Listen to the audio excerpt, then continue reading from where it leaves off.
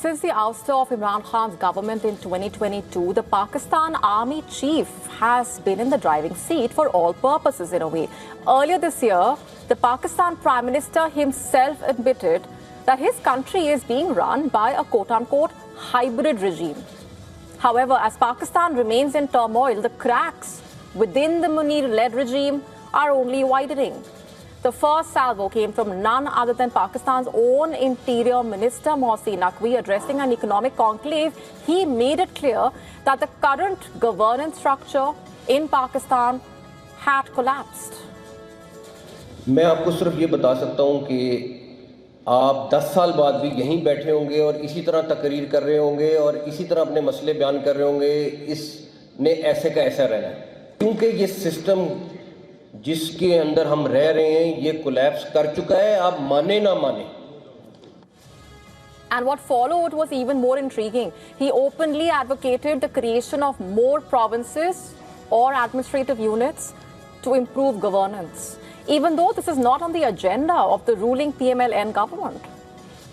आपको administrative units, सूबे, उसको जो मर्जी नाम दे दें, उसको लेके जाना पड़ेगा आवाम की सतह पर।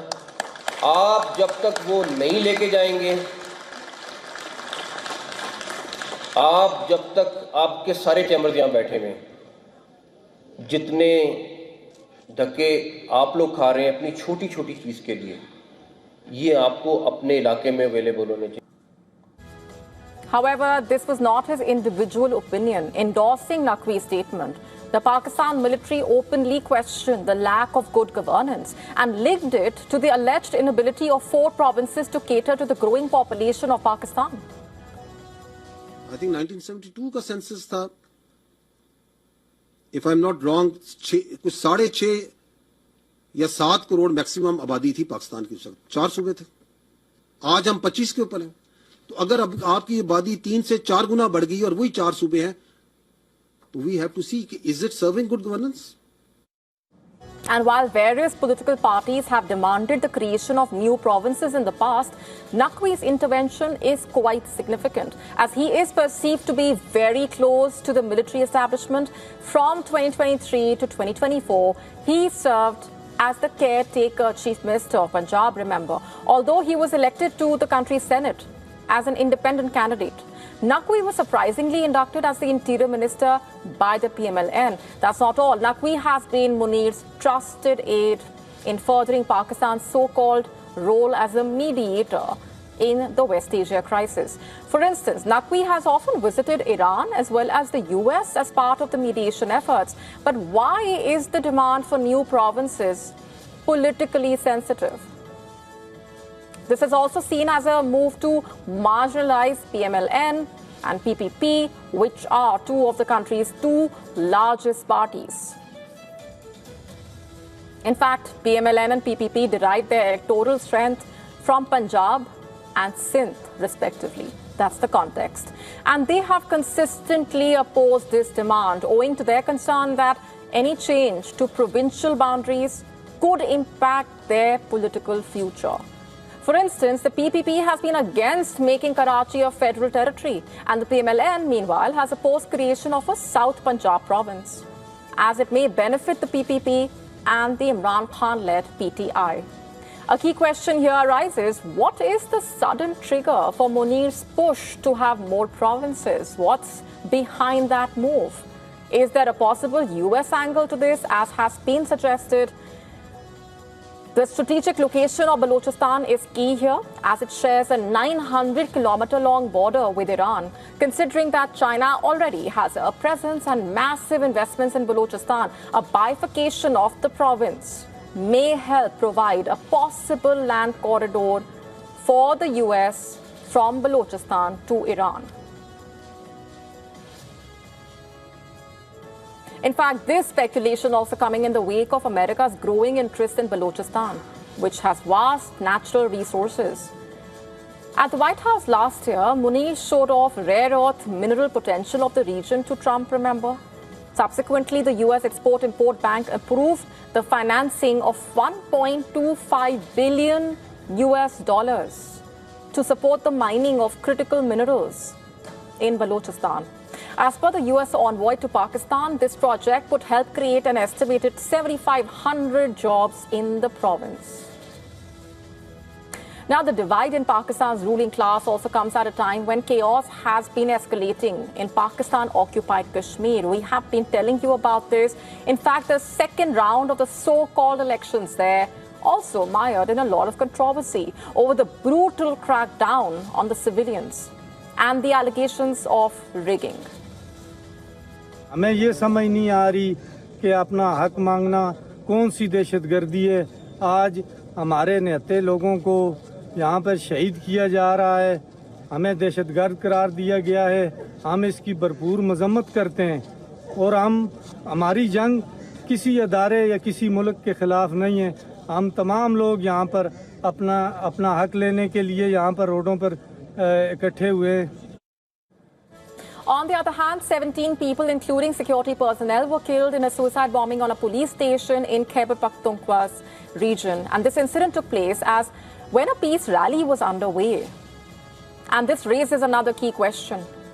Can the army's push for more provinces prove to be a beginning of the end for the bonhomie between Munir and the Sharifs? However, with any change to the provincial boundaries requiring approval by a 2/3 majority in the assemblies, the creation of new provinces will be anything but easy. Barely a week ago, intense youth-led protests spearheaded by the Cockroach Janata Party gripped India's national capital, triggering the resignation of Dharmendra Pradhan as the Union Education Minister. In what seems to be yet another wake-up call for the BJP, the opposition has won 2 key assembly by-elections. Let's break it down. But the biggest setback, it seems, coming in the Bankipur seat, falling in the BJP national president's home state of Bihar, where the BJP won 89 seats last year, remember, and the victory of Prashant Kishore sparking celebrations within his party's camp earlier. Take a look.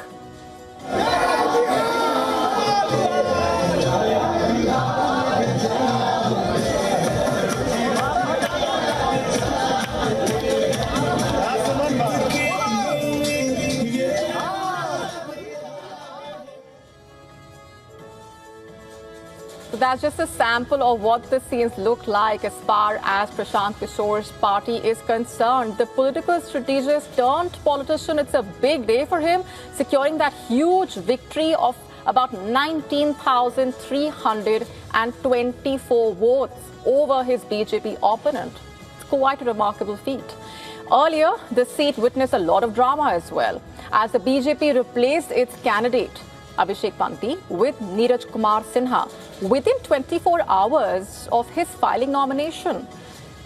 And as per the data released by the Election Commission of India, Prashant Kishore won 49.22% of the total votes cast. On the other hand, the BJP's candidate could only bag 34% of the popular vote. And as far as the Mahagathbandhan is concerned, while the RJD's Rekha Kumari has been the runner-up in the assembly election earlier, she came a distant third this time around, garnering only close to 11% of the votes. But again, why is this election so significant? Let's break this down for you. First and foremost, a prestige battle for the BJP as well, as this seat, remember, was vacated by the BJP national president in March this year after getting elected to the Rajya Sabha. Bankipur is considered as a BJP bastion, with the party winning it since 1995, when it was known as Patna West. In fact, the father of the BJP president also won this seat until 2005. After his death in 2006, the BJP national president then continued BJP's winning spree in this seat. Last year, for example, he won by a margin of over 51,000 votes. And this was also seen as a litmus test in a way for Samrat Chaudhary, who took oath as BJP's first ever Bihar Chief Minister in April. Speaking to the media earlier, Prashant Kishore dubbed this victory as a referendum on the Chief Minister's leadership. Let's play this out. Bhajpa ने चुनाव जीतने के बाद यहाँ पर एक अपराधी प्रवृत्ति के आदमी को, एक गलत चाल चरित्र के चेहरा वाले व्यक्ति को बिहार का नेतृत्व दिया है, बिहार के लोगों को स्वीकार्य नहीं है। On the other hand, the Bihar Chief Minister congratulated Prashant Kishore on that victory. BJP State Unit Chief, meanwhile, also promised to conduct a detailed review of where the BJP went wrong in this election. Now, this election is also being seen as a sign of the possible emergence of the party of Prashant Kishore, JSP, as a major force in Bihar politics. Let's also talk about his journey for a bit. It's been rather unconventional for a politician in his capacity as the founder of the Indian Political Action Committee, or IPAC. He has been instrumental in devising campaign strategies, ensuring victory of multiple parties, in fact, including, interestingly, the BJP, the Congress, RJD, JDU, DMK, TMC. After embarking on a 2-year Padyatra of Bihar as well, he launched this party in 2024. That's the story there. In fact, he also positioned it as a new age party of sorts, pan-caste party, which would provide an alternative vision for the state of Bihar, whose politics, remember, has been dominated by the JDU and the RJD. However, the party's poll debut was a dampener in last year's Bihar Assembly elections. The party contested 238 out of the 243 seats, but failed to win a single seat. Overall, it received 3% of the total votes. Additionally, the founder of the party, Prashant Kishore, stayed away from the poll contest. Very interesting. And while the BJP won the Mangalpur by-election in Gujarat by over 30,000 votes, it suffered a setback in Madhya Pradesh as well. In the state of Madhya Pradesh, Congress retained the crucial seat, which witnessed a by-poll owing to the conviction of the sitting MLA in a criminal case. In fact, the party's candidate trumped his BJP rival, securing 42% of the votes. The BJP was eyeing a victory here, remember, considering that the ex-Home Minister was the MLA from there from 2008 to 2023. But the BJP's prospects were potentially impacted over internal resentment over candidature as well. Mishra supporters, for example, staged multiple protests after he was denied a ticket. Now, the by-poll results also depict a larger trend here. Let's look at that. In terms of sheer numbers, the political impact of youth voters, very significant, especially the Gen Z. It cannot be understated. For example, Bihar has a large youth cohort with 22.8% of the voters falling in the 18 to 29 age group. Youth also likely to play a big role in the upcoming assembly elections of Punjab, Uttar Pradesh, as they constitute over 20% of the voters in these states. In fact, Punjab and Uttar Pradesh, we're also talking about these states, but let's also talk about what happened in May this year itself. The Gen Z are believed to have played a vital role in ensuring actor-turned-politician Vijay's stupendous victory in the Tamil Nadu Assembly elections. So the concerns plaguing the youth in India cannot be ignored. The writing is on the wall. One of the top concerns here remaining unemployment, of course. While the overall unemployment rate was 3.1% in 2025, it was 3 times higher for the 15 to 29 age group reportedly. In fact, a recent survey by Deloitte also revealing the predicament in a way of the Gen Z. For instance, 57% Gen Z delayed major life decisions because of acute financial pressure. 37% Gen Z were unable to afford a home. The defeat in the by-elections also serving as a timely warning in a way. It is increasingly clear that the BJP government will have to take more efforts to cater to the problems of the Gen Z. It's vital to address their aspirations and their job concerns, failing which the BJP may face more setbacks in the future elections. How did you spend your weekend? Let's tell you how Donald Trump spent his weekend. It seemed he turned his Truth Social account into a huge showcase of AI-generated images. They just kept coming, mixing politics with sci-fi, fantasy, a lot of personal branding. From historic American heroes to walking with aliens, the US president shared over 40 posts, most of which were AI-generated images, reportedly, that quickly grabbed a lot of attention and, of course, sparked a lot of chatter online. That image on your screen, one of them. Reimagining Donald Trump also as music icon Elvis Presley, another one. He was seen dressed in Elvis's signature white jumpsuit. He appeared on stage under those bright lights, a microphone in front of him. The post offered no explanation, letting the AI-generated image speak for itself, it seems. Another post showing Trump resembling a Revolutionary War commander.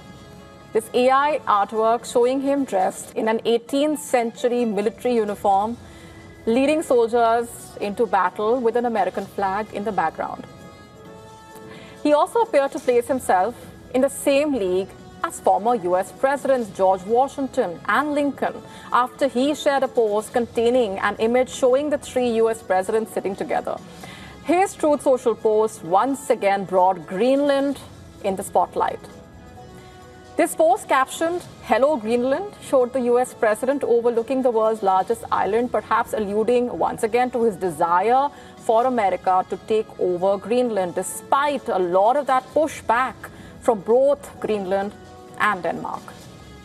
Other posts, including AI-generated images tied to Venezuela, a map of the South American country covered in American flags, captioned 51st State. He loves that term, clearly. The US president also shared posts attacking political rivals. Together, the weekend's posts perhaps reflecting Trump's unique way of amplifying his online messaging, whether praised as creative or criticized as provocative or even bizarre. This posting spree also seems to be a message in itself, perhaps showing how Trump is using AI-generated imagery to try and grab attention on social media ahead of the midterm elections.